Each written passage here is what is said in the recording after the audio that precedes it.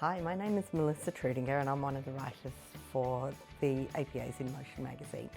I'm here with APA Specialist Sports and Exercise Physiotherapist, Dr. Loretta O'Sullivan-Pippia at the Australian Sports Commission and Australian Institute of Sport Women in Sport Congress. Loretta, could you tell me a little bit about yourself and why you're here? As you mentioned, I'm a specialist sports and exercise physiotherapist, and my subspecialty is adolescents in sport, and I'm Brisbane based, so that makes it even easier to come to a conference like this. But this conference, it is looking at the female through the lifespan, and there's an adolescent theme in there, so that's important to me. As a female working in sport and sports medicine and working with girls' schools and boys' schools, having a daughter who is 10, so she has just started adolescence. I wanted to be there. I wanted to represent physio. I wanted to make sure that adolescent physio had a presence as well. I mean, I see every day the inequity in women in sport. My own experience working as a female sports physio in the sports world. Why is it important to understand how female adolescent athletes experience their first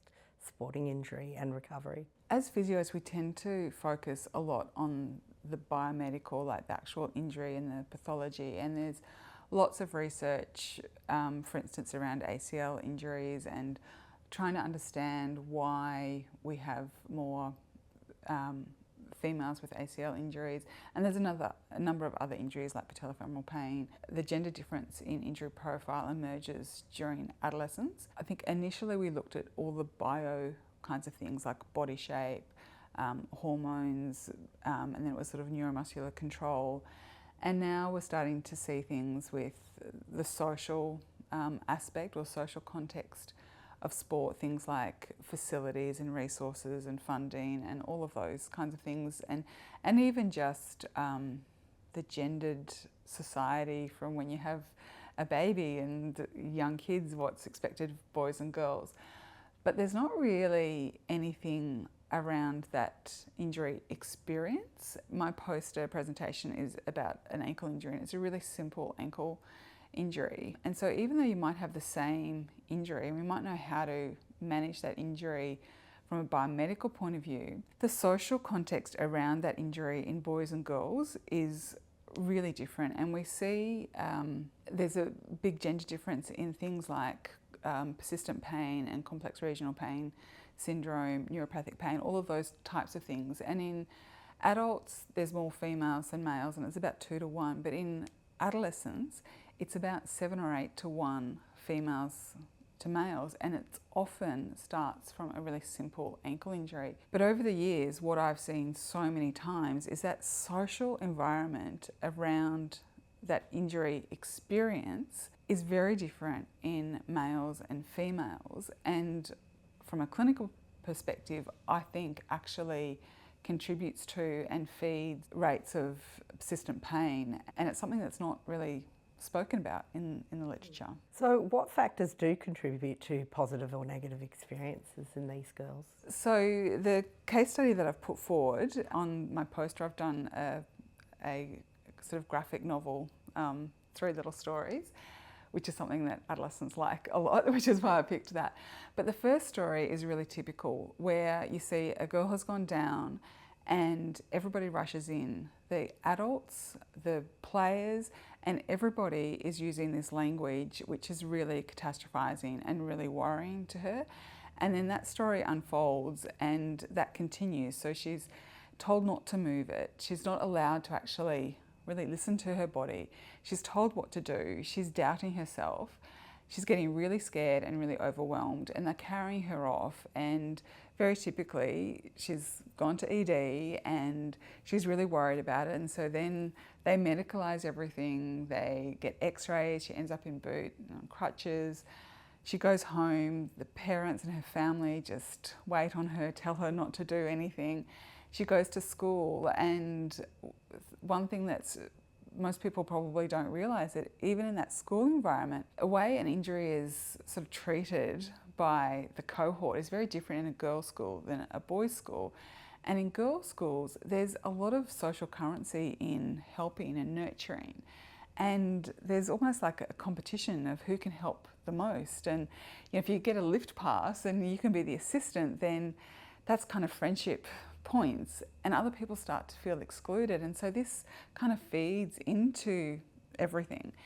And I see that like every weekend. And sometimes it's really difficult as the first responder, like the physio on the field, to actually get in and get to the player, get access to the player, then for the player to actually hear you and you to hear those responses. And then I go to rugby and that doesn't happen. I'm the only one that runs onto the field. And so in this case study, I've developed this Empowerful, it's called, which is a developmentally informed physiotherapy management of a sports injury in an adolescent. And through a process of sort of introspection, getting her to reflect and think about her injury and the thoughts that she had around that, we sort of realised that she actually felt okay in this particular case study. She felt okay until everyone told her, like, don't move and it's going to be really bad and it might be fractured. And then she started to really worry. So we discussed that, and that's sort of the next part of the development is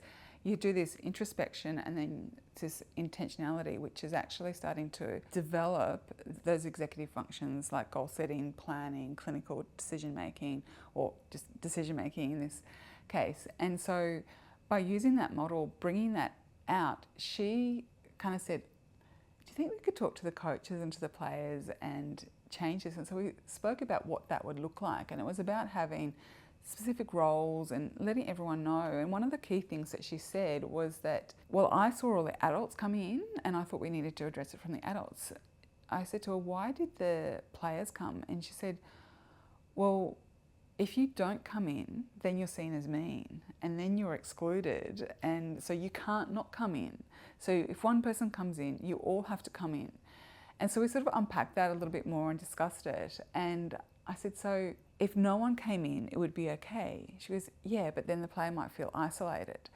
So we unpacked that a little bit more, and then we decided that we'd do a little coach roundtable, and she came with us, with me, and the coaches were all there at the time, so they knew what had happened and they'd followed her, and she was the co-captain of this team, and they had the state age coming up.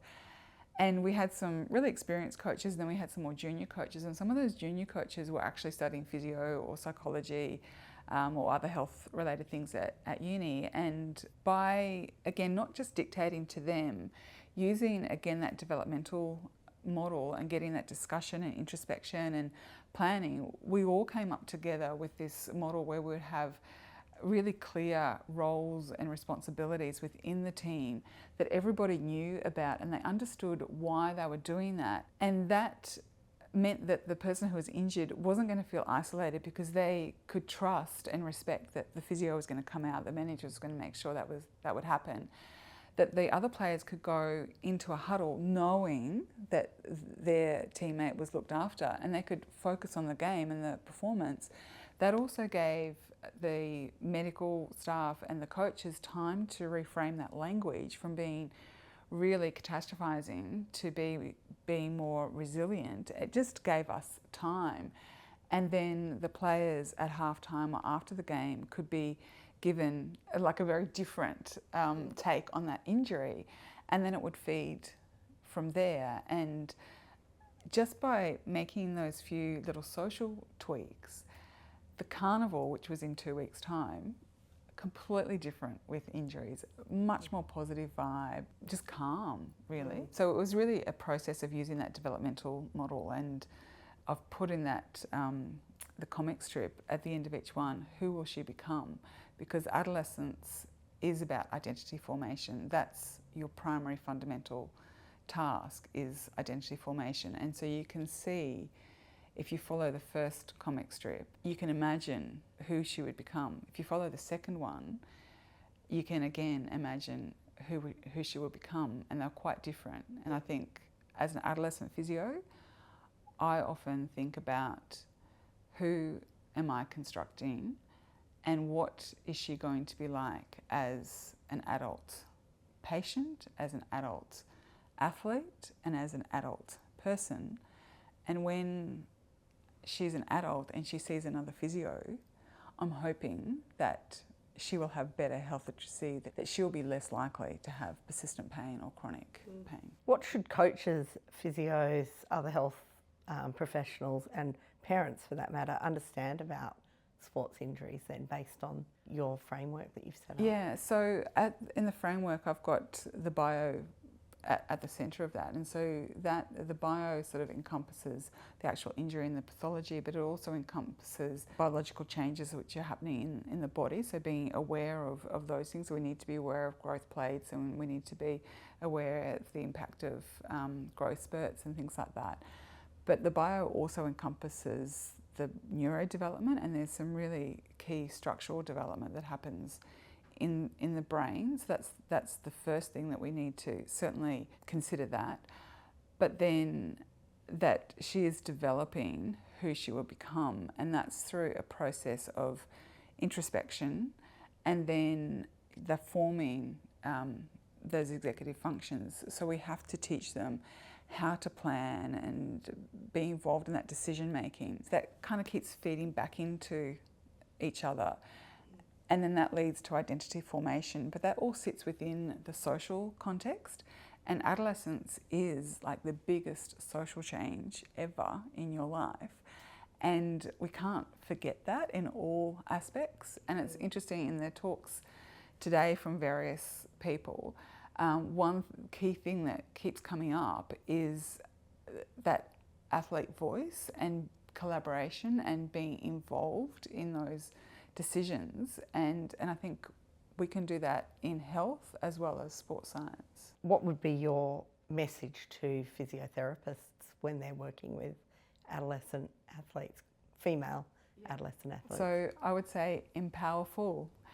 Empower her to become powerful.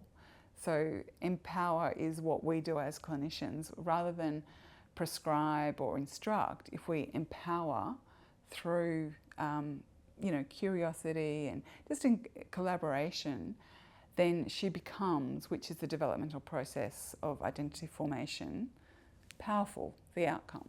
Loretta, I'd like to thank you for taking the time to chat with me about your research. Thank you.